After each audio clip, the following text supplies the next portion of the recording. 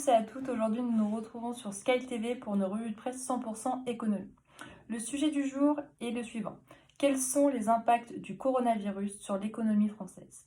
Pour cela, pour aider à répondre à nos questions et ainsi comprendre quels sont les secteurs les plus touchés par le coronavirus dans l'économie française, nous allons accueillir dans quelques instants Nadia Agouri, consultante en économie. Comme vous pouvez le remarquer, je suis chez moi pour filmer cette revue de presse, confinement oblige. Allô Nadia, vous me recevez? Bonjour, oui, vous me recevez? Très bien. Donc bonjour à toutes et à tous. Aujourd'hui, comme vous voyez, nous sommes toujours en confinement et oui, nous sommes aussi en guerre. La guerre sanitaire, mais aussi c'est une guerre économique.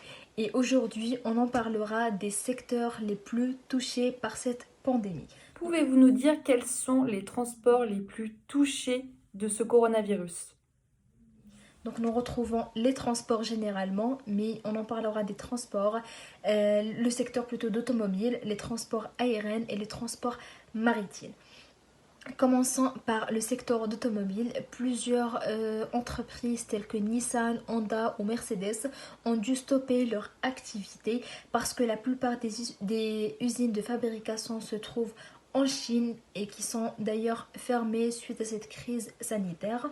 Nous retrouvons aussi le transport maritime qui est également en arrêt depuis plusieurs semaines. De nombreux ports chinois ayant très tôt stoppé leur activité. Concernant le transport aérien en 2020, les premiers chiffres avaient été estimés à 30 milliards de dollars de manque à gagner pour les compagnies aériennes. Cette estimation a été donnée par l'Association internationale du transport aérien. Vous nous parlez de manque à gagner, mais est-ce que ce manque à gagner par les compagnies aériennes aura un impact négatif sur le tourisme français? Le tourisme qui ne cesse d'augmenter va pour la première fois voir ses chiffres en baisse. La compagnie Air France estime ses pertes à 200 millions d'euros avec la suspension de ses vols. Le monde entier étant en touché. Le secteur hôtelier aussi ne va pas s'empêcher de cette crise-là. Quels sont les impacts économiques sur les entreprises françaises maintenant? Les impacts sont graves. Depuis les mesures de confinement, environ 3600 entreprises ont dû mettre en place des mesures de chômage partiel. Combien de salariés français sont concernés par le chômage partiel, Nadia? Aujourd'hui, environ 60 000 salariés français sont concernés par cette situation. Pouvez-vous nous dire comment les petites et moyennes entreprises survivent à cette crise sanitaire? Les entreprises ont fait le choix de continuer le travail, même si les licenciements en France est très réglementé en cette période. Beaucoup de petites entreprises n'ont pas les moyens de résister financièrement face à cette crise-là. Pouvez-vous nous renseigner sur le nombre de licenciements dans le monde, s'il vous plaît, Nadia? Beaucoup d'entreprises ont d'ailleurs déjà mis la clé sous la porte. Cette crise économique qui est liée à la pandémie provoque près de 25 millions de pertes d'emplois dans le monde entier. Cette estimation qui a été estimée par l'Organisation internationale du travail. La situation est grave, oui, mais face à la gravité de la situation, l'État a mis déjà en place différentes solutions pour protéger au mieux notre pays. Des sommes ont été allouées de manière significative pour raccourcir au minimum la durée de la crise. Le gouvernement français a-t-il mis en place d'autres solutions pour recourir à cette crise, Nadia?